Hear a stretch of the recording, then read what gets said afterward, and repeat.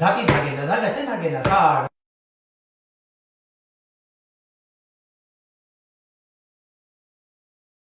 ten ta ten ta ti ta na ta ga te na ge na ta ta ti ta ge na ta ga te na da ge na ta ga te na ge na da ti ta ge na ta ga te na ge na ta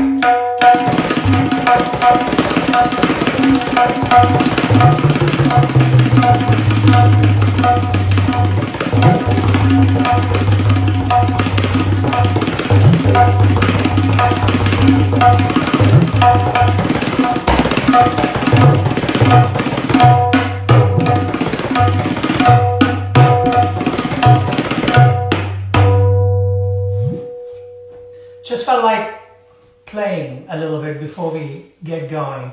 Good morning from California. Not sunny, cold, maybe around 51 degrees. And wherever you are, good evening, good afternoon, good night. And it's great to be back with you again. I hope you're all taking care of yourselves, being very watchful, washing hands, covering your face and nose, everything. Just look after. It doesn't matter who's got the virus, and who's near you, who's got the virus, as long as you take all the precautions that are required and are suggested by the medical teams, you should be fine. So keep that in mind and be very vigilant in your approach to sanitization and hygiene. Okay, so here we are. I wonder if there's a question or something to start with. Sure, let's see.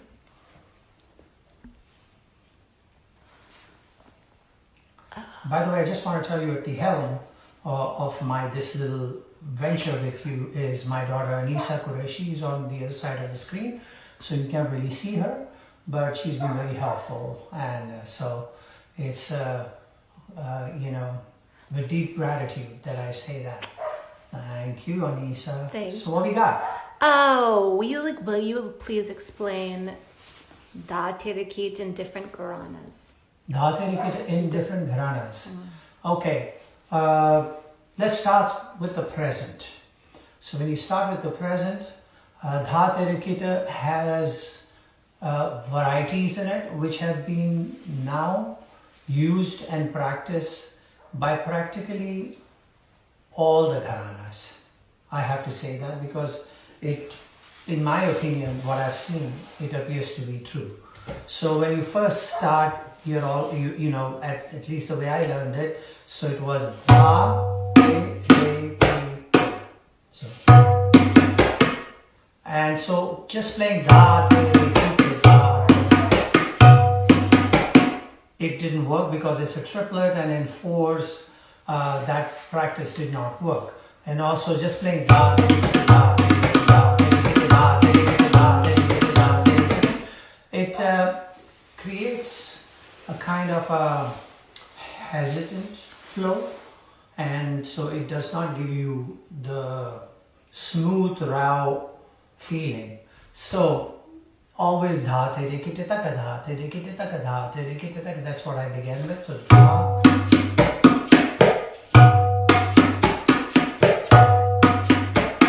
It seems like a little bit of a contradiction there, because the smoothness should be hampered by the fact that the tak and dha coming after that are all both on the same finger.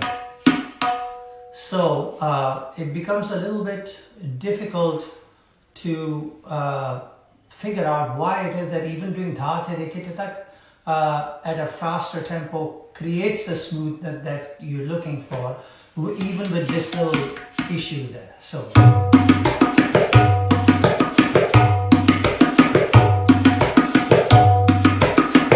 dha te re ki te taka, dha te re ki te taka, as prescribed. But once you start playing faster, the ka, dha te re ki te taka, becomes ga, so that you can very easily transit into dha coming up. So dha te re ki te taka becomes dha te re ki te ta ga. So dha te re ki te ta ga dha, te re ki te ta ga dha, te re ki te ta ga dha. And that may explain this ga and dha with the ga in between there, giving enough time to be able to bring it back. So dha te re ki te ta ga dha.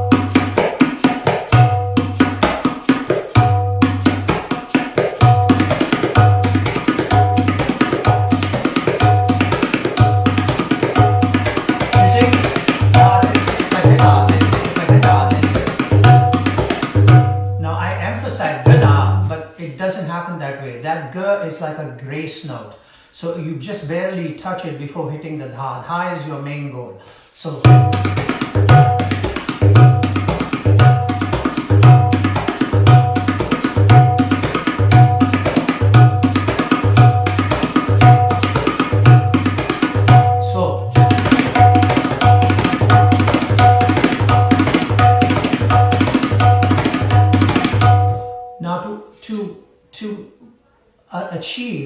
a smooth flow, may get you to a certain point like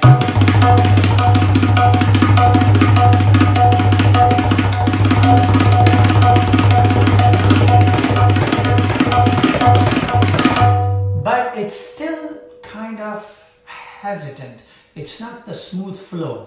So dha tere kita taka then leads to dha tere kita taka tere kita. So that makes it finishing here. Dha tere kita taka tere kita. Then you can do a smooth flip back to dha and with the ga in between, and it makes a more smoother phrase. So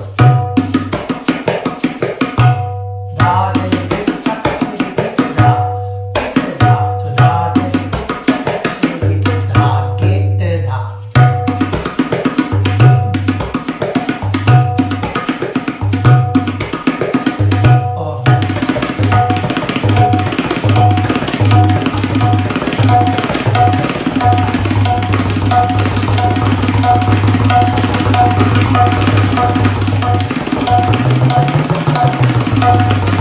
So you can achieve a more rela-like, ra-like feel there.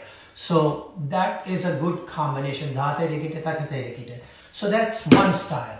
Then I noticed that at times, in order to do this tir-kit as I've been doing and make a more smoother flow out of it for myself, I felt I needed to finish with this. It somehow gave me a more solid base to come back to dha.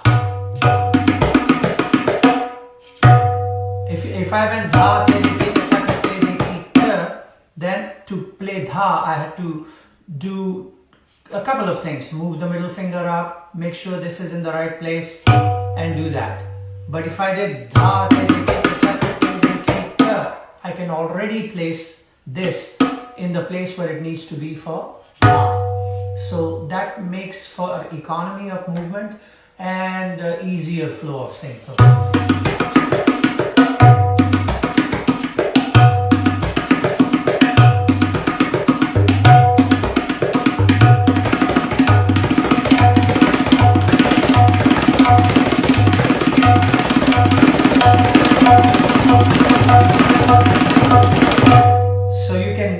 Take it up to a decent speed with that.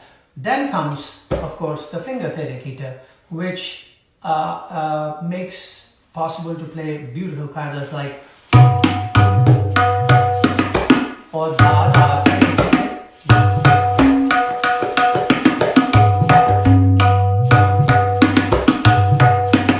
So middle, index, key, ring finger. So many of Farakabat things become easier when you play this, right?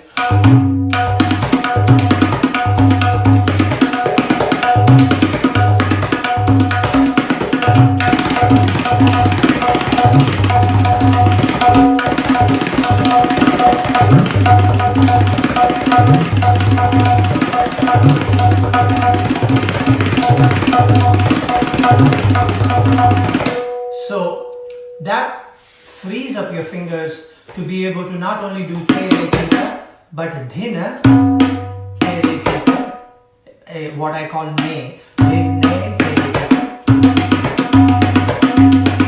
that becomes easier. So then that other Farrukhbad qaidah that I played a couple of weeks ago, which was this.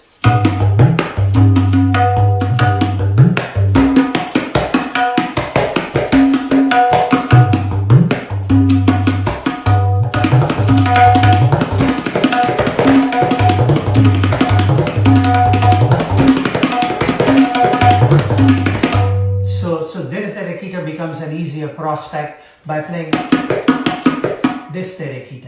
And of course, there are people who play a combination of these two things. So like for instance, dati dagena datrik, dati dagatin agena, to provide a little dynamic into tir-kit, you can be going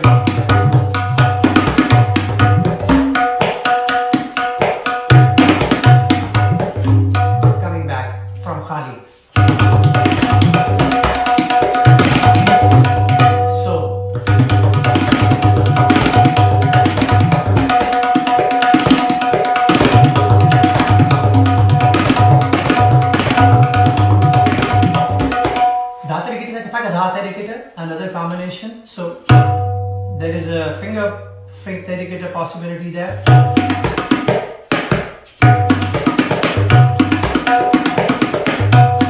So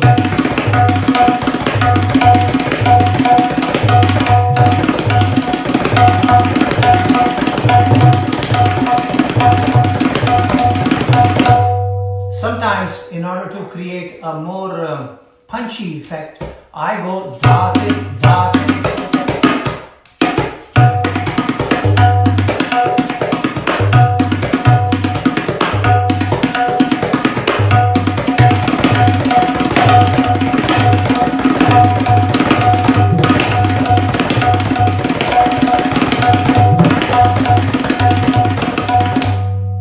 So the combination of these two is also available. Sometimes in Delhi, maybe not as much in recent times, but in the like 4 or 5 decades, the two-finger tir-kit.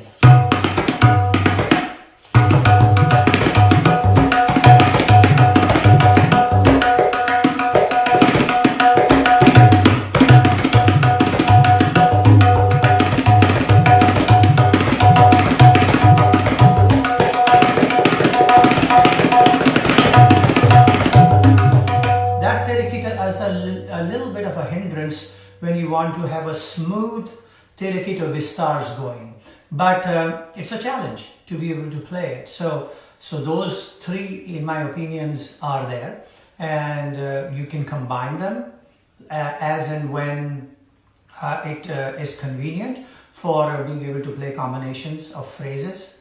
So like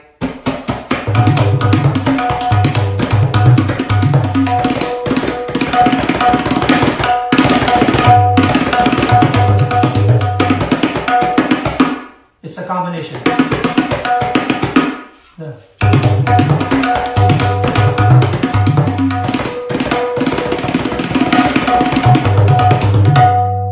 Okay. So another little tidbit that I want to tell you about tir-kit and tete and ti.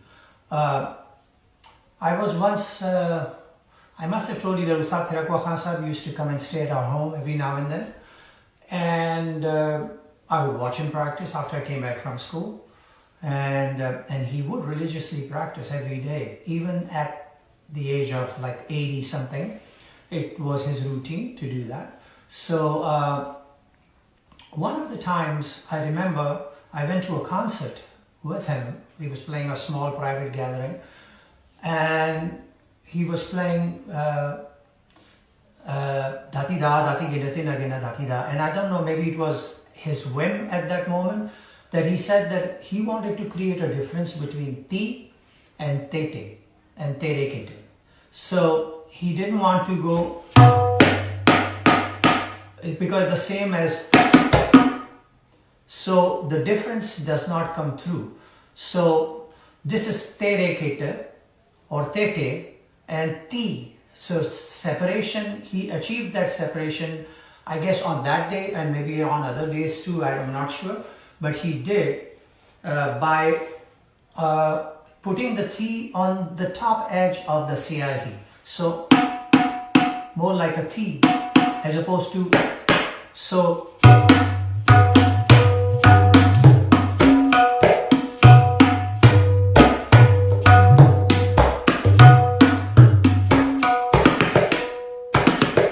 then the tir-kit and the T found their own spots and their own tonal world, and therefore sonically they jumped out at you as two different elements of the composition. So that's another thing to think about, and it can be utilized in dha, dha, ti, dha, ge, dha.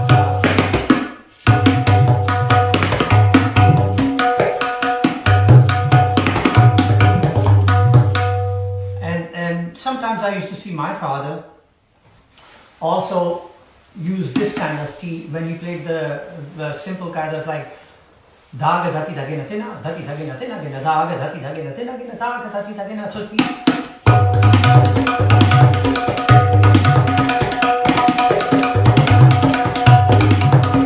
And then when he put the tir-kit variations, they stood out differently.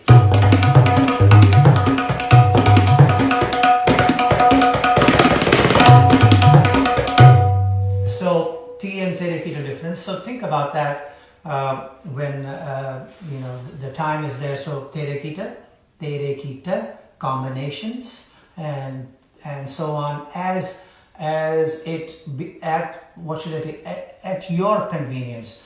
I'm not going to ask you to adhere to, and this is maybe sacrilege, to whatever your teacher has taught you from the beginning about certain compositions. But believe me, when you get to a top speed level, there are adjustments that become necessary. And so if those adjustments have to be made to maintain the flow of thing and still be able to project the sound that the composition is requiring you to do, then by all means adjust.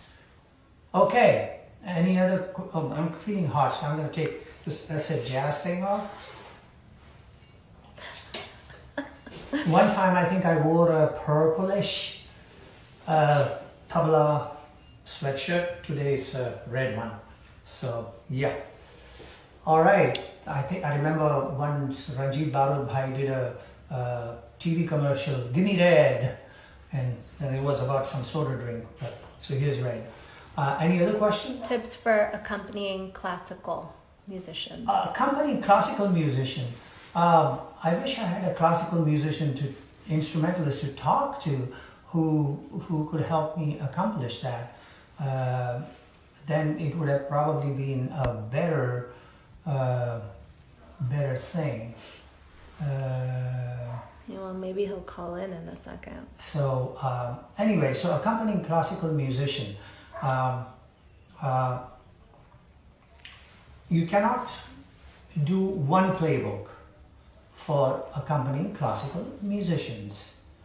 So one playbook is definitely not enough. So you've got to have different ideas.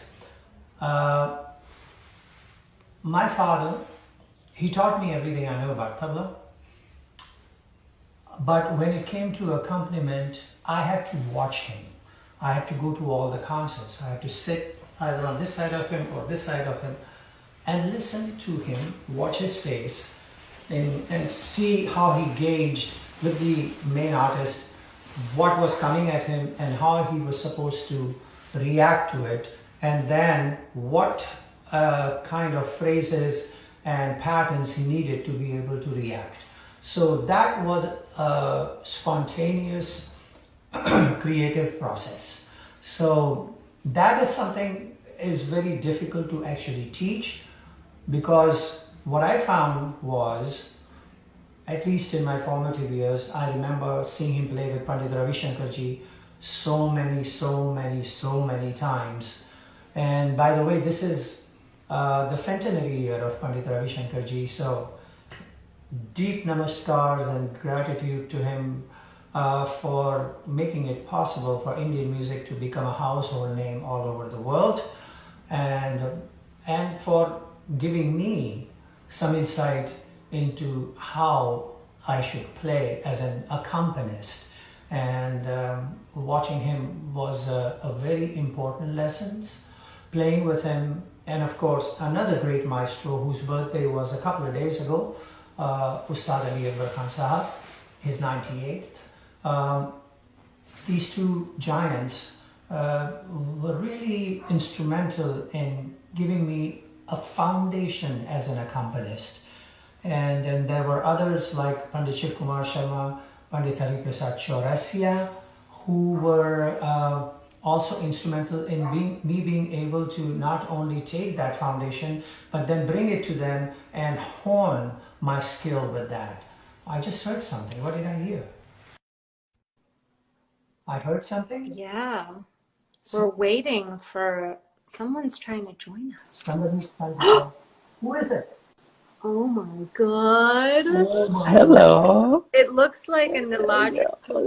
Looks like a Nilaj. Hello. Oh, hey, Neilji. How are you? I could be better, but then it's great to see you. You're just starting your breakfast, right? He has bad habits. You look great. How are you, Wow, Anissa? it's time for you to call me. Thanks for calling. And my pronouns to your dad and your mom and Thank you. you Thank you so much. and the beautiful, you know, Thank you. Thank you so everybody, much. everybody. And Q just recently had her birthday. Q is, by the way, Neil's daughter. So, Thank a you. happy birthday to her too. So, what are you Thank you. doing at this time of the evening over there in Mumbai? Are you, by the way, practicing social distancing and all that stuff? I think the only thing we are practicing a lot is social media, apart from social distancing. Oh, well, that's great. That's I'm very glad. But be watchful, be careful. yeah. I mean, I know that in India they have been saying that it's really bad in America, but Mm-hmm. I think it's bad in America in certain places. That's right. In California, it seems to be pretty, Yeah. like neck and neck as in terms to be under control and already, conquered. Mm-hmm. Right. We seem to be doing all right, and so that's a relief. And I hope you guys are watching because it's very important that in India with so much closeness and everybody's Oh in yeah. close proximity that and that you can't really even think about going to shops and stuff and know what's going on. So always a mask, and if you have some kind of rubber gloves, by all means wear those. Right. And as soon as you come home, take off those clothes, not in public, Yeah. but take off those clothes, put them in the wash, and take a shower, wipe, and everything. So it's very important that you maintain that. So it's great to welcome you in our Thank you so neighborhood. much. There's a lot It's a of people privilege. involved here in this conversation. So the question came up, and this is so really again a serendipity or whatever you want to call it that you called. Mm-hmm. Tell us about what you look for in a tabla player or a drummer or or mridangam player or anybody who because now the this whole accompaniment thing for Mm-hmm. instrumentalists has actually expanded. So there are Yeah. many different percussionists who you call upon to be able to play with you. Mm-hmm. And so what do you look for, say, let's start with a mridangam player. Uh, some Millennium player made a joke just recently on one Yeah. of it, I saying, did see that. I'm going to He, do a flute cover, flute cover. Yeah. and promptly held up a flute cover. I think that was a really the And fastest yes, and cover I was that you can about ever to do. jump into the screen and slap the daylights out of him. But anyway, But so he's known for this accompaniment humor. by a Humor. mridangam, and then tell us about accompaniment by tabla, of course. Your view on it. Uh, And I mean, don't try to cater to me sitting here. Just there are many tabla students and stuff who are listening, so go for it. well, thank you so much for allowing me to do this. And well, with the mridangam player, uh, it's tricky in the sense that because the school that they is so, uh, if I may say, it's so specific, it's so targeted that sometimes you have to really be in the pocket where the person is wanting you to be, rather than you wanting to maneuver and kind of keep it a little floaty, Yeah. because they are at it almost. It's like a metronome, and I guess they're so perfect with their. It's not that Link track. the North Indian styles. It's got a very uh, that's the reason you see a lot of people in the audience in the south of India. They have the tali on because they are in sync. Almost everybody is in sync with that uh, the layer of that mridangam artist. Mm-hmm. And whereas with the tabla player, you have that little, I guess, the familiarity and the uh, the little bit of the way the tradition is of playing the vilambit. And the vilambit has so many different layers, and slowly going into the madhya layer and to the, so the nuance is much more, it's not that, it's a little poetic, I guess. And it's a little flowy. It can go up, it can come down, it can, it depends on the matter you're playing. You kind of stretch the layer. And so, I mean, it's great to have that experience, to be playing with both. And sometimes when you have both tabla and mridangam together, then you are basically, the best thing to do is hear more and play less. But okay, I watched my father accompany Pandit Ravi Shankarji, and so there was a process that they put into play. And the process was that in the Vilambit Gat, or any Gat that Panditji played, he would do his Vistar, his Badhan, Yeah. and there would be the last 5 or 6 beats of the rhythm cycle, where my father would have to sort of put a Rogan Josh, like a whole concise history of what just happened with Ravi, and then just play that and finish it on the sound.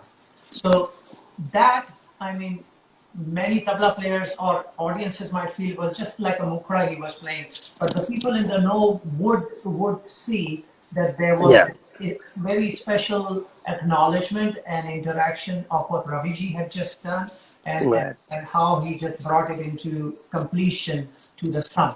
So what happened? So he did not play very long when his turns came, maybe a cycle, maybe 2 cycles, at the most 3. But Raviji compensated for that by, in the middle of the concert, putting his sitar down and allowing him to play a solo. And keeping tal for him to play a solo. So that was one style of accompaniment and playing.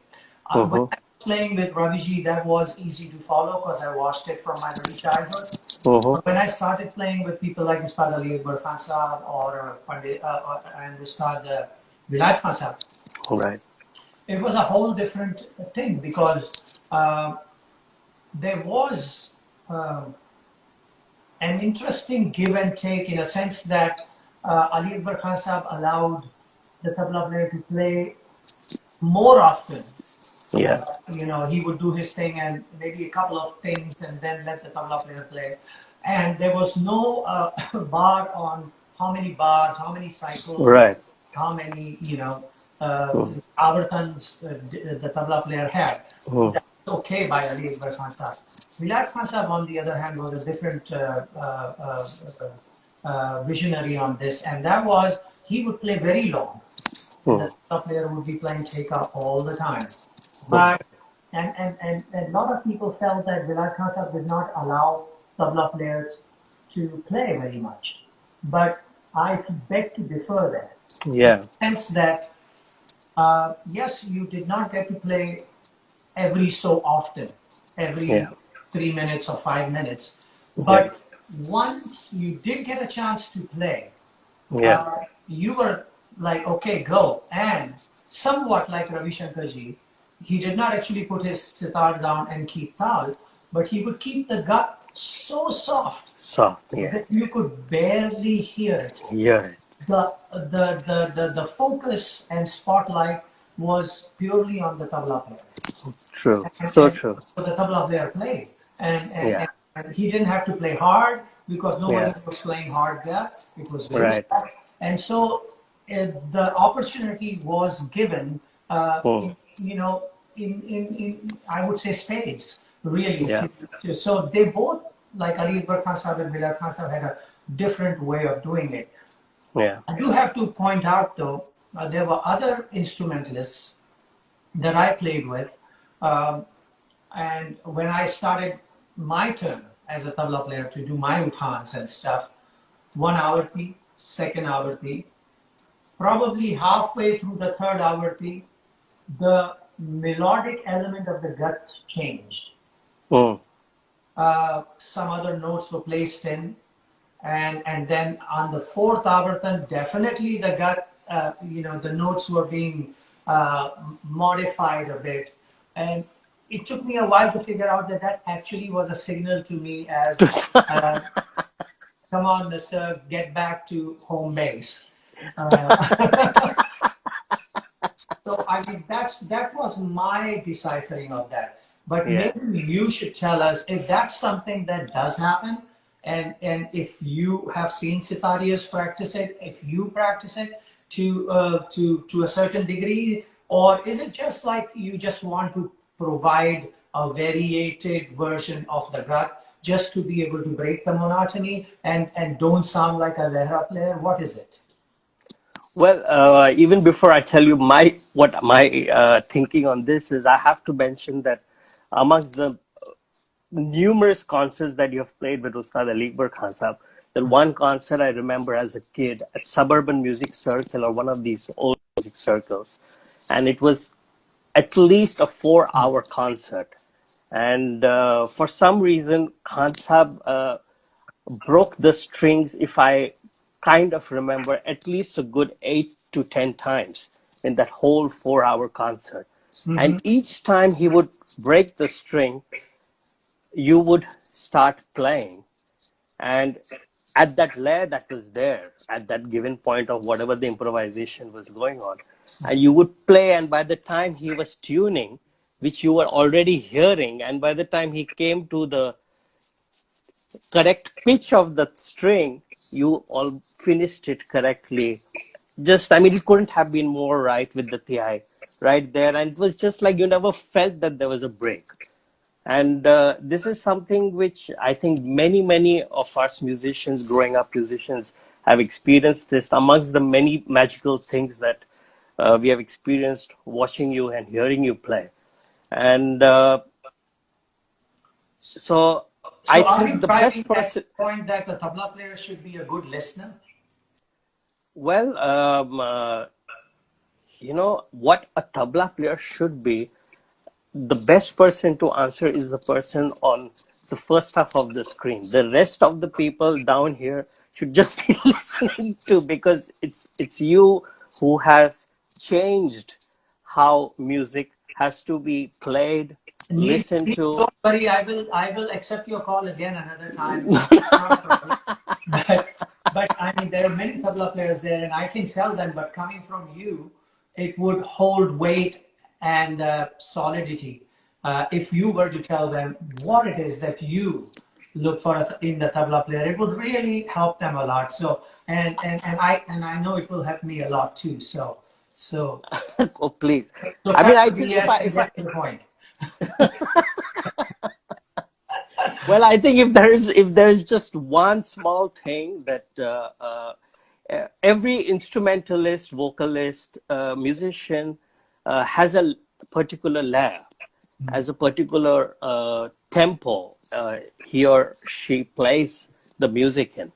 And if the accompanying artist understands that tempo, I mean, not necessarily whether it is supposed to be that way or not supposed to be that way. If that person is gelling with that tempo of that artist, I think, and that happens when you are actually listening to him or her, what that person is saying in which aspect and in which layer. So I think apart from, because everybody's layer is different, and everybody's, in fact, there are instances when people learn the composition from a guru, and when they are playing it, they also have a slight difference in the layer, and they have a slight difference even in while playing the composition. So that is, I think, what would be wonderful if Yeah. that aspect is looked into.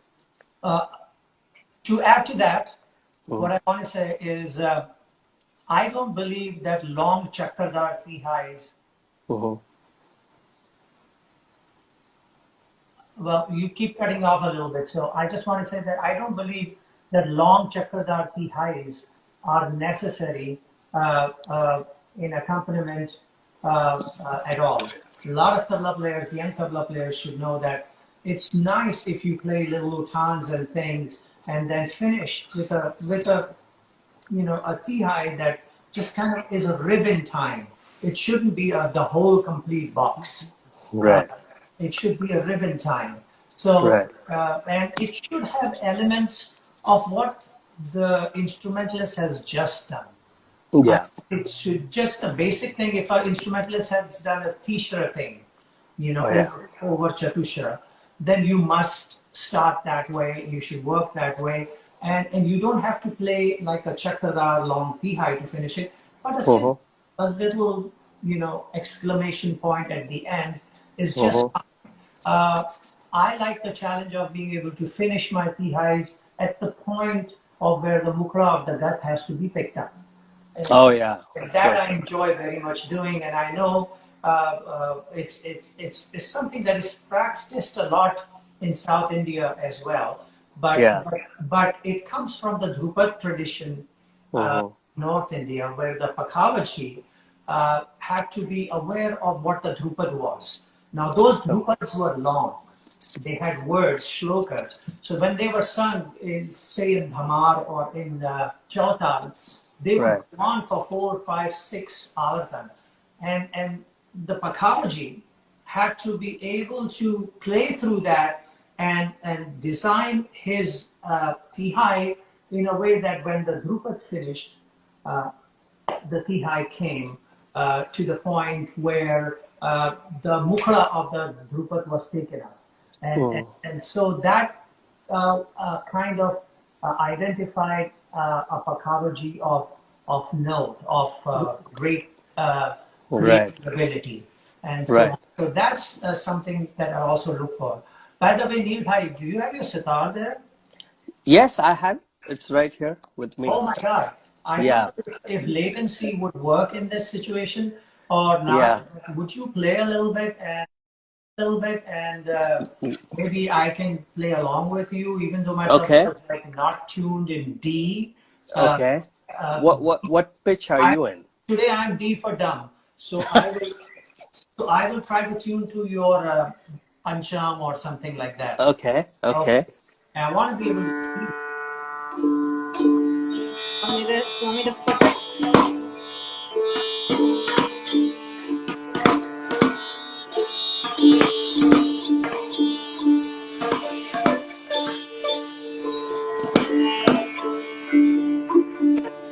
Do you want me to flip? Want me to flip it? It's delayed though, Doesn't it? Will this do? Of course. Of course. Here, brother?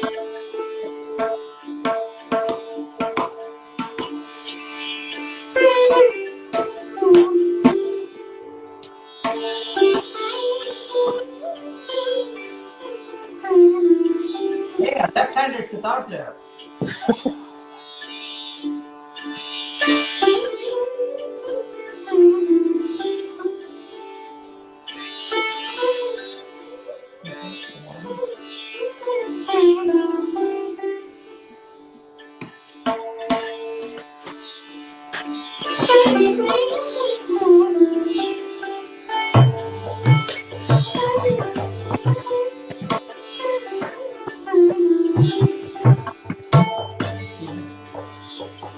It's delayed. Yeah, the latency is Yeah, also I'm not hearing you very well, but let's try it. Don't look at me, just listen.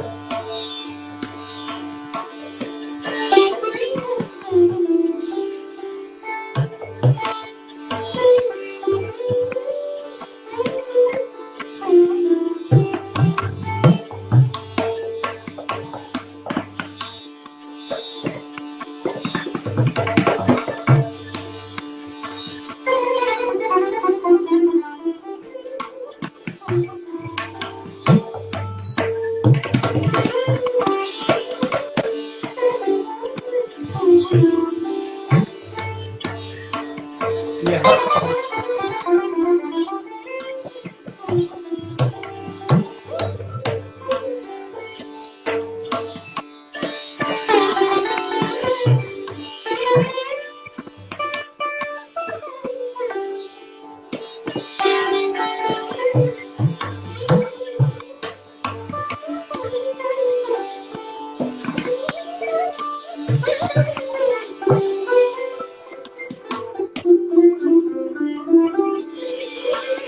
There's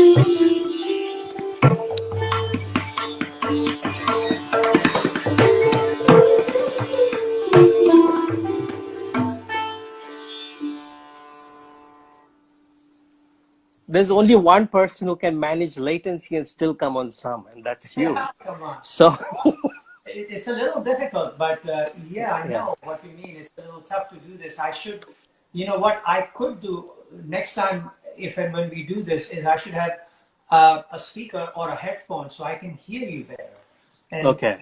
and then I'll be able to accompany you better. Right now, Yeah. you're going through that little phone, Yeah. and so when I start playing, I'm not hearing you very well. Exactly. Yeah. But anyway, Yeah. this is great, and this is fabulous that you actually called in and to talk to me. And once I sort out this sounds thing, I'd like to bother you again and It's bring not a Anita bother, and along. actually we have to thank Anisa for getting you to do this, for all of us to have this privilege when to have you at the comfort of our homes, to watch you play, interact, and to have your darshan actually in the true sense. Thank you, Anisa, really. Thanks to all of you for actually dialing in and be a part of this whole thing. Ladies and gentlemen all over the world, I would like you to join me in thanking Niladri Bhai for Oh, calling please, in and please. offering his words of wisdom. And so we will call this right here, and Okay. hope to carry on another time in part 2 of our little tete-a-tete. Thank you so much. Thank you so very much. Bye, everyone.